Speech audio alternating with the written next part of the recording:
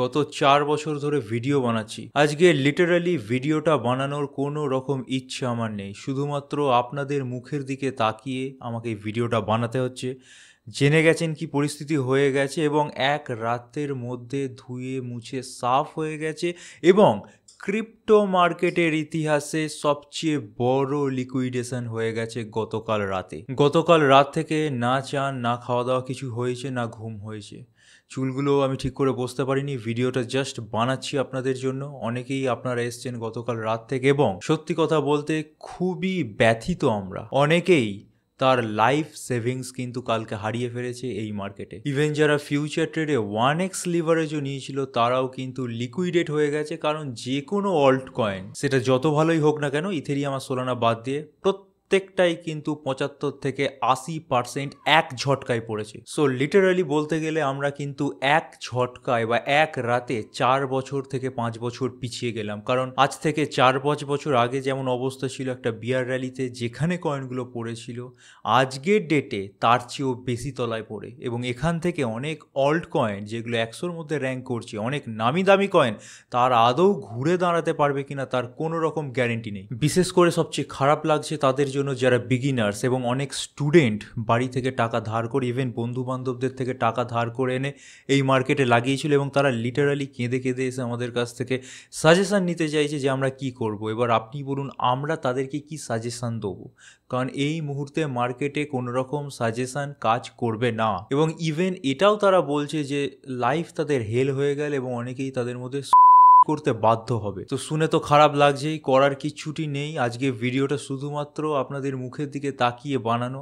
আমাদেরও মুড খুব একটা ভালো নেই এবং 99.99% লোকের লস হয়েছে এবং তাদের মধ্যে আমরাও পড়ি। তো চলুন ভিডিওতে স্টেপ বাই স্টেপ বুঝে নেওয়ার চেষ্টা করব কেন এরকম হলো, এবং যে কারণটা বলবো সেটা কি আদতেও প্রকৃষ্ট কারণ, অর্থাৎ সেই কারণের জন্যই কি হয়েছে সেই বিষয়ে বলবো, না এর পেছনে অন্য কোনো ম্যানিপুলেশন গেম ছিল, সেই বিষয়ে টুকটাক নিউজ কভার করবো, এবং ইন ফিউচার কি হতে পারে এবং কি করা উচিত আমাদের, এবং কোন কোন জিনিস থেকে সাবধান থাকতে হবে সেই বিষয়ে কভার করব। যারা বিগিনার্স, যারা স্টুডেন্টস, যারা ধার করে অ্যামাউন্ট এনেছেন এখানে আবার তাদের লসটাকে রিকভারি করার জন্য ট্রেড করে প্রফিট করবেন ভাবছেন, তাদের জন্য ভিডিওটা খুব ইম্পর্টেন্ট হবে। গোটাটা শুনুন, তারপরে কিছু ডিসিশন নেবেন, ঠিক আছে? আজকের ভিডিওটাতে লাইক শেয়ার কমেন্টের কথা কিছু বলছি না, পছন্দ হলে করবেন। আমরা ডাইরেক্টলি মেন টপিকে শিফট হয়ে যাই।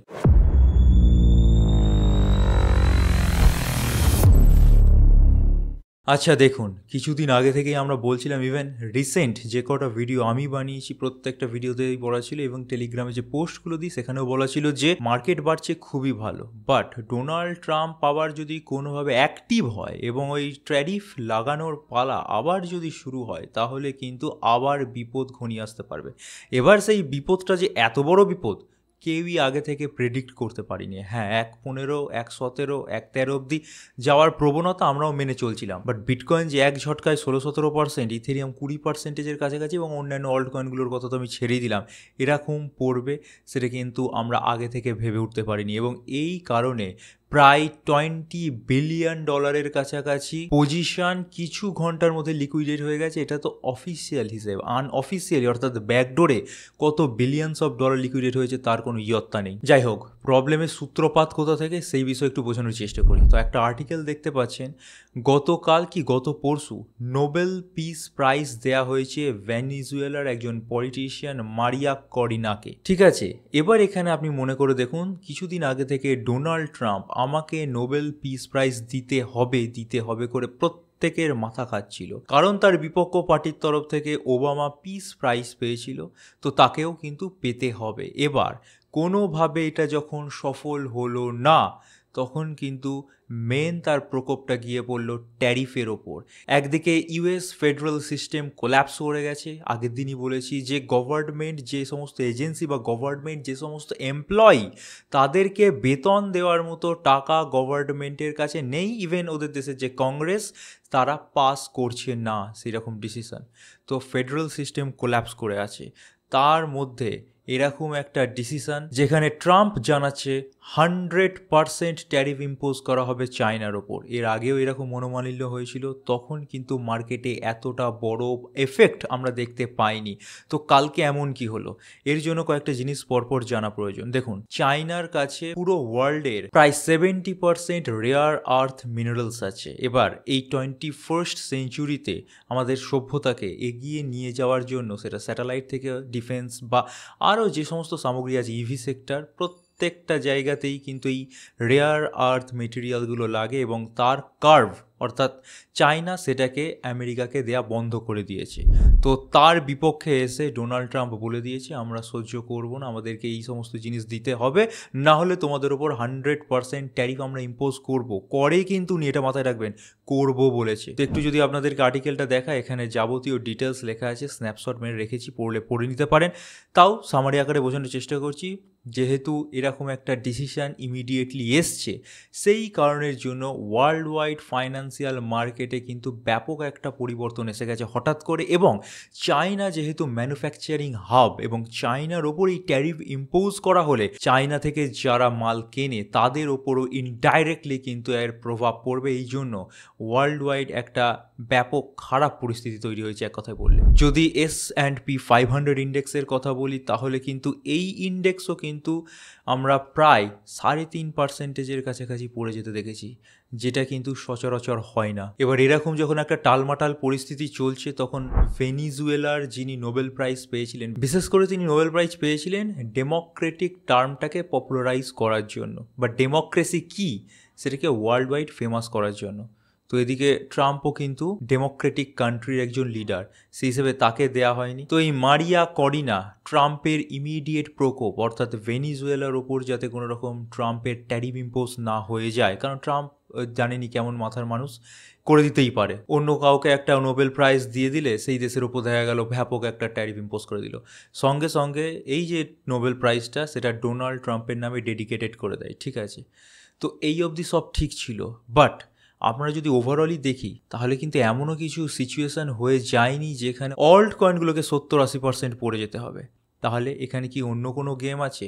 তো আমি মনে করি এই যে 19 বা কোনো জায়গায় $20 বিলিয়ন লিকুইডেশন, এটা তো অফিসিয়ালি, আনঅফিসিয়ালি বা আনক্লেম যেগুলো, সেগুলো যে কত কেউ জানে না। এই অ্যামাউন্টের যে লিকুইডেশন এসছে এবং অল্ট কয়েনগুলো যে 70-80% করে পড়েছে, আমি মনে করি এটা কিন্তু পুরোপুরি কিছু সংখ্যক মানুষের জন্য হয়েছে। এবং আমি যদি খুব ভুল না হয়ে থাকি, বড় বড় যে সমস্ত এক্সচেঞ্জগুলোর সিইও বা ওনার হয়ে থাকে, যেমন বাইন্যান্সের চ্যাম্পেং জাও, কুকয়েনেরও সেরকম কেউ আছে, বাইবিটেরও সেরকম কেউ আছে, এরা মিলিয়ে, অর্থাৎ এই 4-5 জন বা 10 জন মিলে মার্কেটের কিন্তু এই পরিণতি করেছে। কারণ এই শুধুমাত্র ট্যারিফ ইম্পোজের জন্য এত বড় এফেক্ট মার্কেটে কোনোভাবেই পড়া উচিত নয়। সো এটুকুনি আপনারা বুঝে যান যে এই মার্কেটে টেকনিক্যালিটি বা ফান্ডামেন্টাল জিনিসটা পয়সার নিচে চাপা পড়ে যাওয়া কিন্তু 100% পসিবল, এবং সেটাই হয়েছে। সো যারা যারা মনে করছেন পুরো লসে চলে গেছেন, কোথা থেকে টাকা ধার করে এনে ট্রেড করে আবার সেই টাকা রিকভারি করবেন, তাহলে তারা সবচেয়ে বড় ফাঁদে পা দেবেন। কারণ বিটকয়েন এক অবধি পড়ে যতই একবারও একটার অবধি উঠুক না কেন, এবং একটা সাপোর্টের কাছাকাছি আছে এখন, তাও বলবো কোনো রকম রিস্ক আর এই মার্কেটে ট্রেড সংক্রান্ত আপনারা অ্যাট প্রেজেন্ট নিতে যাবেন না, আপনারা যদি রক্ষা পেতে চান। তো এবার আপনাদের মধ্যে অনেকেই এই মার্কেট থেকে যেটুকুনি কামাই হয় সেটুকুনি দিয়েই সংসার চালান, ঠিক আছে, অন্য কোনো ইনকামের সোর্স আপনাদের নেই। তো তারা কি করবে? তাদের জন্য বলি কিছুটা দিন অপেক্ষা করে যান। ট্রেড করে হেভি প্রফিট যে করা সম্ভব সেটা কিন্তু মোটেই নয়, ঠিক আছে। এবং এই কারণের জন্য আমরা আমাদের যে প্রিমিয়াম চ্যানেল চালাই, যেখানে আমরা day to day signal provide করি, যেখানে প্রায় কোনো দিনই সিগন্যাল মিস যায় না বললেই চলে, আমরা এই জিনিসটার আঁচ কিছুটা পেয়েছিলাম বলে গত 2-3 দিন সিগন্যাল দেয়া থেকে বিরত থেকেছিলাম। তাও এটা বলবো যে এত বড় ডাম্প আমি কেন কেউই এক্সপেক্ট করেনি, এবং ছোটোখাটো হলেও লোকসান হয়েছে। সো ট্রেড বন্ধ, অন্য কি করা যেতে পারে? দেখুন, আমি আমাদের চ্যানেলে ভিডিও এসেছে বলে বলছি না, অ্যাট প্রেজেন্ট আপনারা ক্রিপ্টো মাইনিং সেক্টরটাকে এক্সপ্লোর করতে পারেন। এবার মাইনিংয়ের নাম শুনলে অনেকেই তেড়ে মেরে আসবে, বলবে এরা ভিডিও আনছে, এরা নিজেরা বেচার জন্য মাইনিং প্রমোট করছে বা মাইনিং মেশিনগুলোকে প্রমোট করছে। তো দেখুন, বলার লোক অনেক কিছু বলবে, বাট আমরা এই যে গোল্ড সেল এক্সটি বক্সের ভিডিও গত পরশু এনেছিলাম, সেই ভিডিওটা আপনারা দেখলে বুঝতে পারবেন। এবং ইজি তো ক্যালকুলেশন, আপনার হ্যাশ রেট কত জেনারেট হচ্ছে, কয়েনের প্রাইস কত যাচ্ছে, অ্যান্ড ইলেকট্রিসিটি বিলকে বাদ দিয়ে আপনার কত প্রফিট জেনারেট হচ্ছে, বাস একটা সিম্পল ক্যালকুলেশন করতে পারেন। অথবা যে কোনো ওয়েবসাইটে যান, সেখানে কিন্তু প্রফিটেবিলিটি দেখা যাচ্ছে। এবং শুধুমাত্র এই একটা জিনিসই কিন্তু এখন প্রফিটেবল আছে, যেটা হচ্ছে ক্রিপ্টো মাইনিং সেক্টরটা। এবার এক্সটি বক্স আমাদের কাছে অ্যাভেলেবেল আছে বলে এক্সটি বক্সই আপনাদেরকে নিতে হবে তার কোনো মানে নেই। বাট আমি জাস্ট উদাহরণের জন্য বলছি, যদি আপনার এই মার্কেট থেকেই ইনকামের সোর্স হয়ে থাকে, তাহলে কিন্তু অ্যাট প্রেজেন্ট ট্রেডিংকে কাজে লাগাবেন না, মাইনিং সেক্টর এক্সপ্লোর করতে পারেন। আপনি আমাদের থেকে পারচেস নাই করতে পারেন, অন্যান্য যে কোনো জায়গা থেকে পারচেস করতে পারেন। কেন বলছি? কারণ এই জিনিসটা গতকালের মার্কেট ক্র্যাশ পরিস্থিতিতেও সার্ভাইভ করেছে এবং গতকাল এই মাইনারটা 64 থেকে 65 ইউএসডিটি সমপরিমাণ রিটার্ন আমাদেরকে জেনারেট করে দিয়েছে। সো এখানে লসের যেমন জায়গাটা খুব সামান্য, ট্রেডিংয়ে কিন্তু লস বা প্রফিট এই জিনিসটা 50-50% চলে যায়। সো এই ভিডিওটা আমাদের গোল্ড সেল মাইনার নিয়ে, যারা এখনো দেখেননি দেখে নিতে পারেন। যে মাইনারটা দেখালাম তার ডিটেলস এখানে দেখানো আছে। আপনারা ইচ্ছুক হলে অবশ্যই এটা পারচেস করে আপনাদের এই শর্ট টার্মে যে পরিমাণ ক্যাপিটাল আপনারা হারালেন, সেটাকে অ্যাজ আ সাইড ইনকামের সোর্স হিসেবে এই মাইনার থেকে জেনারেট করে নিতে পারেন। কোনোভাবেই ট্রেড করে কারোর থেকে ক্যাপিটাল ধার করে এনে সেটাকে রিকভারি করার চেষ্টা করবেন না। কেন বলছি? উদাহরণ দিয়ে চোখের সামনে দেখে দিচ্ছি। ডট, ফাইল, এগুলো তো 100 র্যাঙ্কের মধ্যের কয়েন এবং খুবই স্বনামধন্য কয়েন। ফাইল কয়েনের যদি আমি চার্টটা খুলে নিই, গেট.আইয়ের মধ্যে সবচেয়ে বেশি চার্ট অ্যাভেলেবেল আছে প্রায় 2017 সাল থেকে। ঠিক আছে, কয়েনটা তো প্রত্যেকেই ভালো কয়েন বলেছেন। এই যে দেখুন চার্ট 2017 সাল থেকে আছে। অ্যাট প্রেজেন্ট যদি দেখেন, কয়েনটা হাফ রাস্তা তো পেরোয়নি, বরঞ্চ সবচেয়ে লোয়ার লো দিচ্ছে। আপনি ভাবতে পারেন যে কয়েনটা 20-25-এর মধ্যে র্যাঙ্ক, প্রত্যেকে কেনার সাজেশন দিচ্ছে, প্রত্যেকে কিনতে বলছে, হেভি নাকি রিটার্ন দিতে পারে। সেই কয়েনটা গতকাল প্রায় এক ঝটকায় 80%-এর কাছাকাছি পড়ে গেছে এবং সেখান থেকে একটু উঠে দাঁড়িয়েছে। বাট সেই ডলারটা, অর্থাৎ 1.64 প্রাইস পড়ে আছে, সেই ডলারটা হচ্ছে একটা নতুন অল টাইম লো। অর্থাৎ এই কয়েনগুলো ইন ফিউচারে গিয়ে আরও যে লোয়ার লো ক্রিয়েট করবে না, তার কোনো রকম কিন্তু গ্যারেন্টি অ্যাট প্রেজেন্ট ডেটে দেওয়া পসিবলই হচ্ছে না। কারণ যে পরিমাণ ম্যানিপুলেশন এই মার্কেট একবার দেখিয়ে দিয়েছে আমাদের, এরপর ফুঁক ফুঁক কার কদম রাখনা পড়েগা। নয় আপনারা স্পটে ট্রেড করুন, এবং স্পটে কয়েন কেনার ক্ষেত্রেও কিন্তু এখন অনেক বাধা নিষেধ চলে আসবে। আমার এখন যা মনে হচ্ছে, শুধুমাত্র বিটকয়েন ইথেরিয়ামই বেস্ট ইনভেস্টমেন্ট হতে পারে। তাও ইথেরিয়াম নিয়েও কোনো রকম ভরসা দেওয়া পসিবল নয়। ঠিক আছে, তো এই প্রথম থেকে যেটা বলে আসতাম, আপনার পোর্টফোলিওর 40% কি 35% দিয়ে বিটকয়েন ইথেরিয়াম পারচেস করুন, সেটাই কিন্তু এখন দেখা যাচ্ছে সবচেয়ে বেস্ট ইনভেস্টমেন্ট হয়ে উঠছে। বাকি কয়েনগুলোর অবস্থা তো আপনাদের চোখের সামনে। সো যদি এই মার্কেট থেকে আপনাদেরকে ইনকাম করতে হয়, মাইনিং সেক্টরটা এক্সপ্লোর করুন, ট্রেডিং একদমই করবেন না। হ্যাঁ, এই এক্সটি বক্স মেবি আপনাদের জন্য যদি একটু বেশি অ্যামাউন্টের হয়ে গিয়ে থাকে, তাও আমরা যে অ্যামাউন্টে দিচ্ছি আপনার অনলাইন প্রাইসে চেক করে নেবেন, তার চেয়ে কম অ্যামাউন্টে দিচ্ছি। অনলাইন প্রাইসে শুধু মাইনারটা 1800 ইউএসডিটি, আমরা 1800 ইউএসডিটিতে at present miner, box, cable, PSU, shipping, custom সব প্রোভাইড করে দিচ্ছি। ঠিক আছে, এবার এটা যারা নিতে পারবেন না, যাদের জন্য এই 1800 ইউএসডিটি প্রাইসটা বেশি হয়ে যাচ্ছে, তাদের জন্য কিন্তু আমাদের স্টকে এএলইও মাইনারও অ্যাভেলেবেল আছে। এই নিয়ে অলরেডি আমাদের মেইন চ্যানেলে ভিডিও আছে, অর্থাৎ বং ক্রিপ্টো চ্যানেলে। আজ থেকে 1 বছর আগে পাবলিশ করেছিলাম সেই ভিডিওটা। এই মাইনারটা কিন্তু এখনও প্রফিট জেনারেট করে দিচ্ছে সিম্পল হিসেবে। সো এই একটা মেশিন কিনে যারা শুধুমাত্র কয়েন মাইনিং করছে, তারা দেখা যাচ্ছে কোনো রকম লসে নেই, উপরন্তু অল্প হলেও প্রফিটে আছে। সো যাদের বাজেট কম, তারা এই ধরনের ছোট মেশিন পারচেস করতে পারেন। যাদের বাজেট বেশি, তারা ওই এক্সটি বক্স পারচেস করতে পারেন। এ বাদে অনেক ধরনের মাইনার আছে। এবং সত্যি কথা বলতে আমাদেরও কিছু অ্যামাউন্ট লস গেছে গতকালের প্লামেটের ফলে। আমরা কিন্তু এই এক্সটি বক্সকে চালিয়ে কিছুটা হলে রিকভারি করছি। আমাদের কাছে যে সংখ্যার এক্সটি বক্স আছে, সব কটা চালানো তো পসিবল নয়, অবশ্যই একটা তার জন্য পরিকাঠামো দরকার। আমাদের কাছে যা পরিকাঠামো আছে সেই অনুযায়ী 7-8টা বক্স আমরা চালাতে পারছি। তো যে প্রফিট হচ্ছে সেখান থেকে উঠে আসছে। এ বাদে আমরা ক্যাসপা, এএলইও, বিটকয়েন তো মাইনিং করি।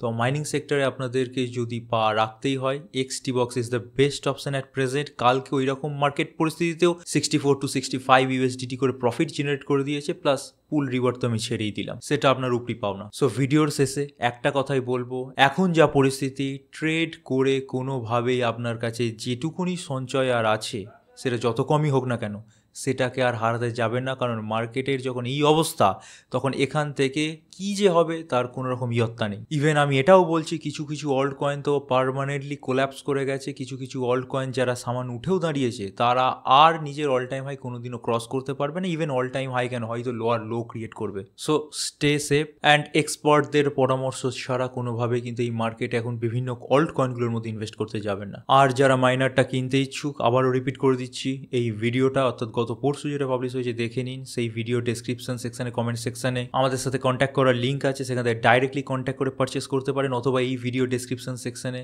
বা পিন কমেন্টে লিঙ্ক থাকবে আমাদের অফিসিয়াল টেলিগ্রাম অ্যান্ড হোয়াটসঅ্যাপের, যেখান থেকে আমরা অফিসিয়ালি সেল করছি, সেখানে কন্ট্যাক্ট করে আমাদের থেকে পারচেস করে নিতে পারেন এবং একটা সেফ এবং সিকিওর ইনকাম ডেলি জেনারেট করতে পারেন। So this is it for today. Thank you for watching our video. Stay safe, happy investing, good by.